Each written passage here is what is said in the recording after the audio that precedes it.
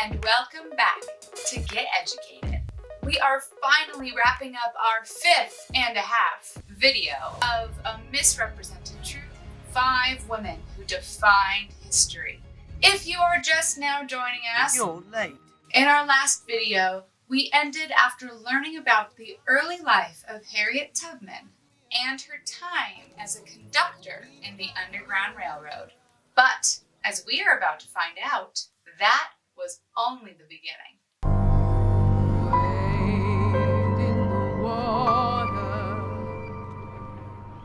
We began our timeline today in the year 1861, the start of the Civil War in the United States of America. Harriet had been a freed woman for nearly 12 years now, and as soon as she saw others signing on to take up arms for freedom, she was right there with them. It's like, wait a minute, I can do way more. And quickly became an active duty nurse with the Union Army. However, nursing was only the beginning of her military career. About a year into the war, the governor of Massachusetts, John A. Andrews, recruited her not as a nurse, but as a scout and a spy. Her mission began with leading a small team up the bank of the Canby River to scout out not only the location of the enemy, but also to sneak into the plantations and gain allies with the current slaves that lined the river's bank. Now, Harriet at this point had become quite the master of disguise. I'm going to be a master of disguise. Due to all of her work with the Underground Railroad. So, pretending to be a man, an old woman, or anyone else she could pull off, she snuck onto the plantation right under the noses of her enemies and began preparing those in slavery for their run to freedom. Now, South Carolina was the first state to secede from the United States of America, and therefore was quite a major hotspot for the Confederate Army. With rice plantations up and down the riverbank, not only was this a major supply area for the military, but also had hundreds upon hundreds of enslaved workers. This raid could and would give the Union the advantage they needed to eventually win the war.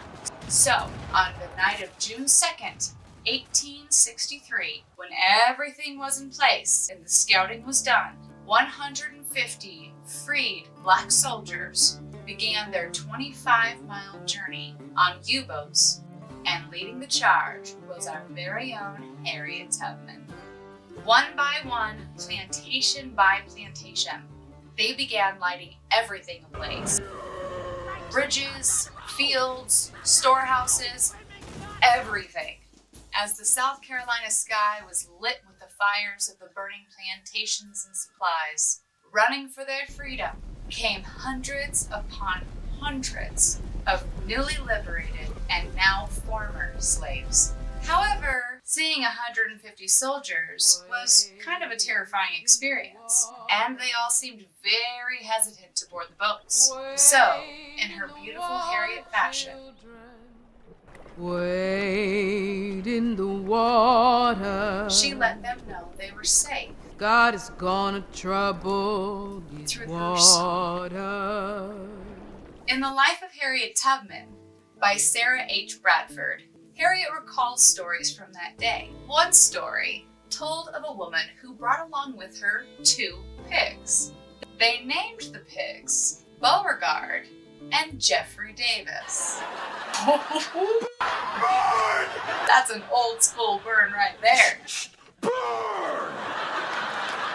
Over 750 people were freed that day, the largest amount at one time in recorded history, making Harriet the first woman in the United States to successfully plan and execute a military raid. Ready? Now, if you remember from our last video, Harriet Tubman did not know how to read or write. So how was it that she had the knowledge to be able to successfully plan and execute a military raid? Well, this was not her first rodeo. Traveling a little bit back in time, before the Civil War began for the entire country, the abolitionist movement had been going on for several years. and Harriet hung out with the best of them.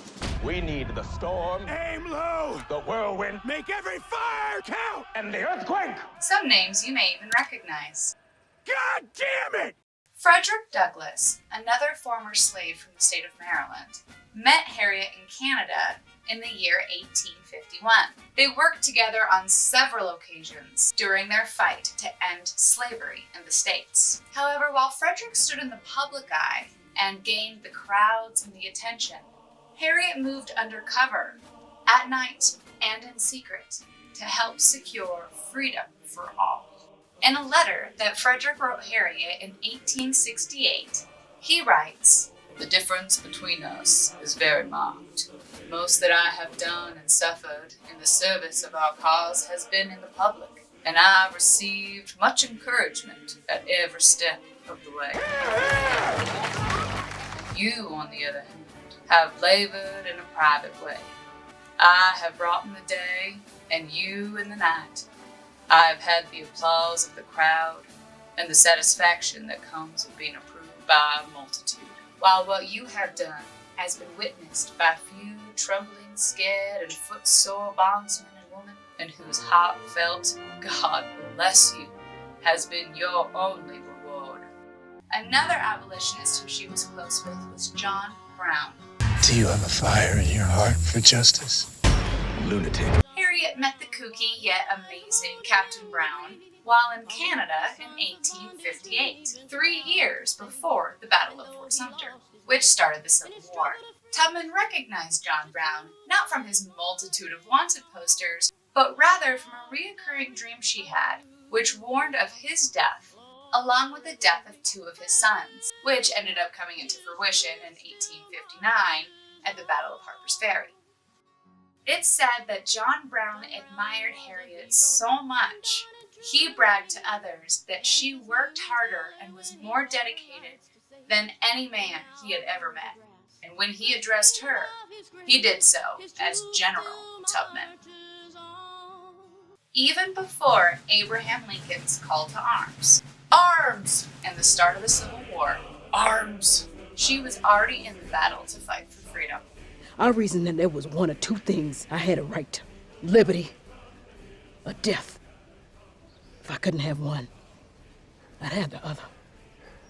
After the end of the Civil War and the installment of the 13th Amendment, which finally outlawed slavery in the United States of America, Harriet did not stop her work as an activist. She was also an avid activist for women's rights and marched right alongside the great Susan B. Anthony, the creator of the National Women's Suffrage Association, which helped gain women the right to vote many years later. No matter the cause, if it meant equal rights and freedom, Harriet was right there to take a stand. If you don't have it in you to take up arms against the injustice, then you gotta pray another prayer. How do we not have a superhero named after her?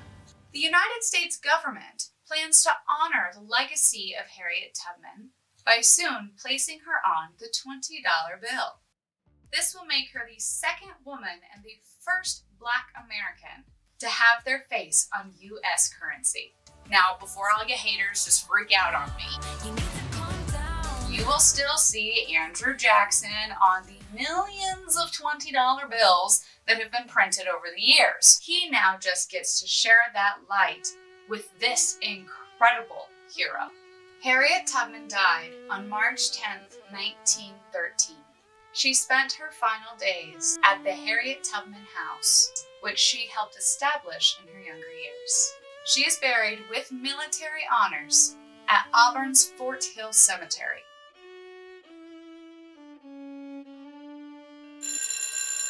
And that's a wrap. But don't worry, that's not the end of Get Educated. Plenty more material will be on its way soon. Before you leave, make sure that you like, subscribe, and turn on those notifications. Until next time, DylanMarie signing out. Stay educated, everyone.